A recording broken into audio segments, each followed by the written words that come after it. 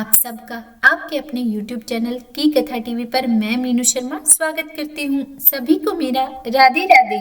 तो आज की इस वीडियो में आप रसपान करेंगे माघ मास महात्म्य के 29वें अध्याय का। तो हो सके तो वीडियो को अंत तक देखिएगा और वीडियो अच्छी लगे तो लाइक एंड शेयर कीजिएगा और चैनल पर नए हैं तो सब्सक्राइब भी कर ही दीजिएगा। और अब आज का यह 29वां अध्याय शुरू करने से पहले चलिए हम जान लेते हैं कि इसके 28वें अध्याय में क्या हुआ था। तो देखिए 28वें अध्याय में हम सब ने ब्राह्मण कन्याओं द्वारा वर्णित दान, भक्ति, एकादशी व्रत और माघ स्नान का फल सुना और इसके आगे का वृतांत अब हम आज 29वें अध्याय में सुनेंगे। तो यह 29वां अध्याय शुरू करने से पहले सर्वप्रथम हम भगवान श्री गणेश का ध्यान करते हैं। गौरा पुत्र गणेश है, पिता जिनके महेश है, लड्डू जिनका भोग है, मूषक है सवारी, सुख करता दुख हरता, जग पालन कारी। और अब 29वां अध्याय ब्राह्मण कन्याओं का विवरण सुनकर राजा दिलीप महर्षि वशिष्ठ जी से बोले कि हे मुनि,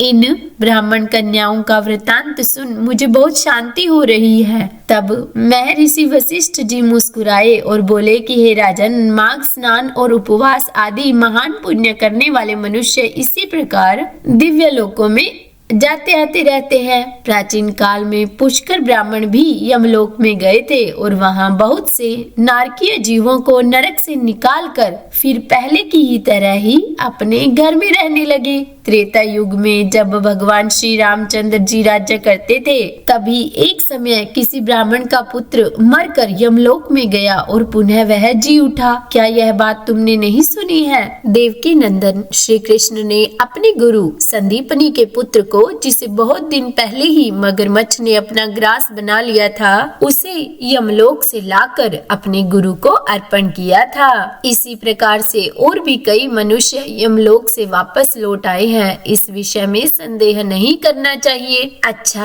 अब तुम ये बताओ कि और क्या सुनना चाहते हो? तब राजा दिलीप ने गुरु वशिष्ठ जी से कहा कि हे गुरुवर, पुष्कर नामक श्रेष्ठ ब्राह्मण कहाँ के रहने वाले थे? वे कैसे यमलोक में आए और किस प्रकार उन्होंने नरक से पापियों का उद्धार किया? तब गुरु वशिष्ठ जी बोले कि हे राजन, मैं अब तुम्हें महात्मा पुष्कर के चरित्र का वर्णन करता हूँ। यह सब पापों का नाश करने वाला है, इसीलिए तुम सावधान होकर सुनो। महात्मा पुष्कर नंदीग्राम के निवासी थे। वे सदा अपने धर्म के अनुष्ठान में लगे रहने वाले और सब प्राणियों के हितैषी थे।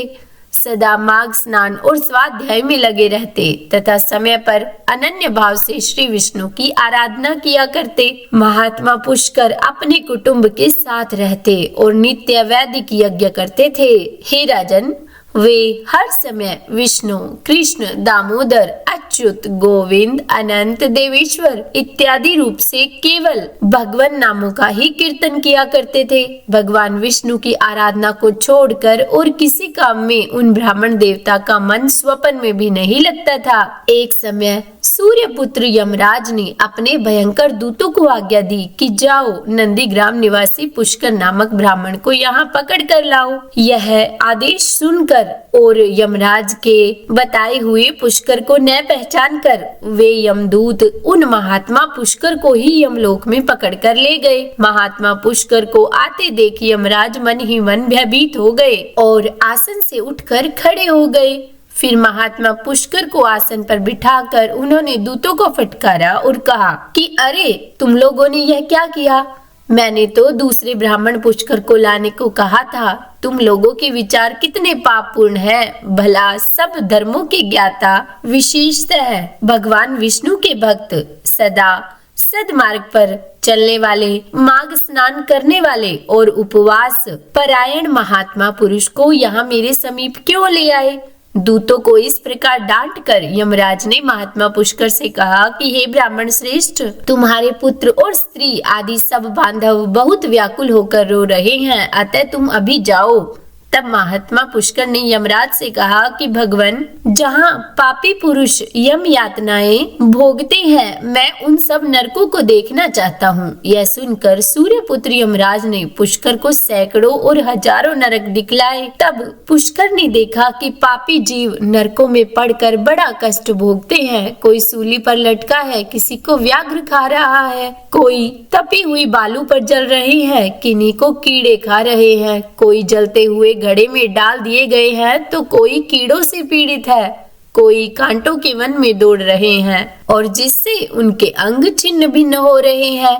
किन्हीं को आरों से चीरा जा रहा है, कोई कुल्हाड़ों से काटे जाते हैं, किन्हीं को कीचड़ में डुबोकर कष्ट दिया जा रहा है, किन्हीं को सुई चुभो कर गिराया जाता है, कई सर्दी से पीड़ित हो रहे हैं। इस प्रकार जीवों को नरक में पड़कर यातना भोगते देख महात्मा पुष्कर को बहुत ही दुख हुआ। वे उनसे बोले कि क्या आप लोगों ने पूर्व जन्म में कोई भी पुण्य कर्म नहीं किया था? पुण्य कर्म नहीं करने की वजह से ही आप सब यहाँ यातना में पड़कर दुख भोग रहे हो। तब नरक के जीवों ने कहा कि हे ब्राह्मण श्रेष्ठ, हमने पृथ्वी पर कोई पुण्य नहीं किया था, इसी से इस यातना में पड़कर जलते और बहुत कष्ट उठाते हैं। हमने पराई स्त्रियों से अनुराग किया, दूसरों के धन चुराए, अन्य जीवों की हिंसा की, बिना अपराध के दूसरों पर लांछन लगाए, ब्राह्मणों की निंदा की और जिनके भरण पोषण का भार हमारे ऊपर था, उनके भोजन किए बिना ही हम सब पहले भोजन कर लेते थे। इन्हीं सब पापों के कारण हम लोग इस नरक की अग्नि में जल रहे हैं। प्यासी गौएं जब जल की ओर दौड़ती हुई जाती थी तो हम सदा उनके पानी पीने में विघ्न डाल दिया करते थे। गौओं को कभी खिलाते पिलाते नहीं थे, फिर भी उनका दूध दूह कर पेट पालने में लगे रहते थे। याचकों को दान देने में लगे हुए धार्मिक पुरुषों के कार्य में रोड़े अटकाया करते थे। अपनी स्त्रियों को त्याग दिया था, व्रत से भ्रष्ट हो गए थे, दूसरों के अन्न में ही सदा रुचि रखते थे, पर्वों पर भी स्त्रियों के साथ रमण करते थे। ब्राह्मणों को दान देने की प्रतिज्ञा करके भी लोभवश उन्हें दान नहीं देते थे और उनकी धरोहरों को हड़प लेते थे। मित्रों से द्रोह करते और झूठी गवाही देते रहते थे और फिर इन्हीं सब पापों के कारण आज हम यहाँ दुखी हो रहे हैं। तब महात्मा पुष्कर ने कहा कि क्या आप लोगों ने भगवान जनार्दन का एक भी बार पूजन नहीं किया? क्योंकि अगर किया होता तो आप कभी ऐसी भयानक दशा को न पहुंचते।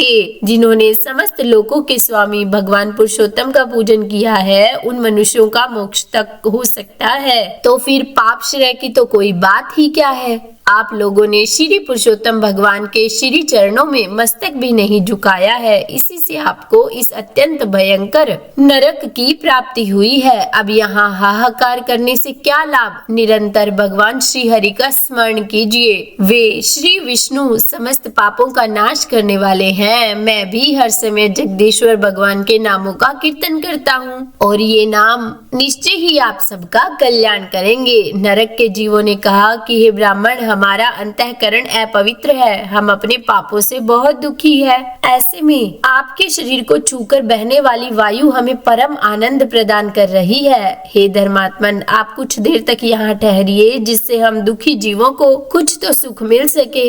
हे ब्राह्मण, आपके दर्शन से ही हमें बड़ा संतोष हो रहा है। अहो भाग्य, हम पापी जीवों पर भी आपकी कितनी दया है। तब यमराज ने कहा कि धर्म के ज्ञाता महात्मा पुष्कर, तुमने नरक देख लिए, अब जाओ। तुम्हारी पत्नी दुख और शोक में डूबकर रो रही है। और तब महात्मा पुष्कर बोले कि हे भगवान, जब तक इन दुखी जीवों की आवाज कानों में पड़ती रहेगी तब तक मैं कैसे जाऊं? अब आप ही मुझे बताइए कि क्या मुझे वहां जाने पर भी सुख मिलेगा?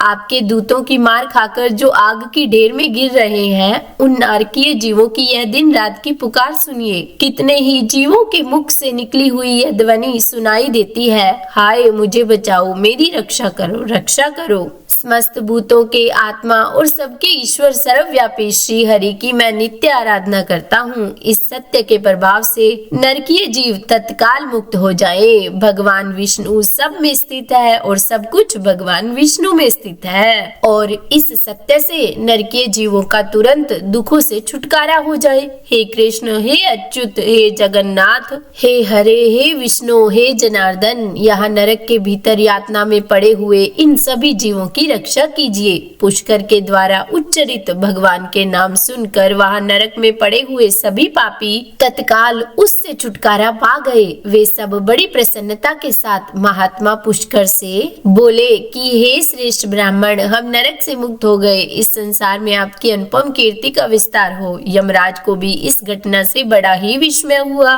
वे महात्मा पुष्कर के पास जाकर प्रसन्नचित्त होकर वरदान द्वारा उन्हें संतुष्ट करने लगे। वे बोले, हे धर्मात्मन, तुम पृथ्वी पर जाकर सदा वहीं रहो। तुम्हें और तुम्हारे सहृदयों को भी मुझसे कोई भय नहीं है। जो मनुष्य तुम्हारे महात्म्य का स्मरण करेगा उसे मेरी कृपा से कभी भी अपमृत्यु का भय नहीं होगा। और इसके बाद महर्षि वशिष्ठ जी कुछ देर रुके और फिर पुनः बोले कि हे राजन, यमराज के इस प्रकार कहने पर महात्मा पुष्कर पृथ्वी पर लौट आए और वहां पहले की तरह ही स्वस्थ हो भगवान मधुसूदन की पूजा करते हुए रहने लगे। हे राजन, मेरे द्वारा कहे हुए इस महात्मा पुष्कर के महात्म्य को जो भी सुनता है उसके सभी पापों का नाश हो जाता है। भगवान विष्णु का नाम कीर्तन करने से किस प्रकार नरक से भी छुटकारा मिल जाता है, यह प्रसंग मैंने तुम्हें सुनाया है। आदि पुरुष महात्मा के नामों की थोड़ी सी भी स्मृति संचित पापों की राशि का तत्काल नाश कर देती है। यह बात प्रत्यक्ष देखी गई है। फिर उन जनार्दन भगवान के नामों का भली भांति कीर्तन करने वालों पर उत्तम फल की प्राप्ति क्यों नहीं होगी? वो तो होगी ही, इसके लिए तो कहना ही क्या है। तो बोलिए विष्णु भगवान की जय। यह था माघ मास महात्म्य का 29वां अध्याय। अब इसके आगे का वृतांत हम इसके 30वें अध्याय में सुनेंगे। तो अगर आज की वीडियो अच्छी लगी हो तो वीडियो को लाइक एंड शेयर कीजिएगा और चैनल पर नए हैं तो सब्सक्राइब भी कर ही दीजिएगा। और हाँ, हर पल हर सांस के साथ जपते रहिए राधे राधे राधे राधे।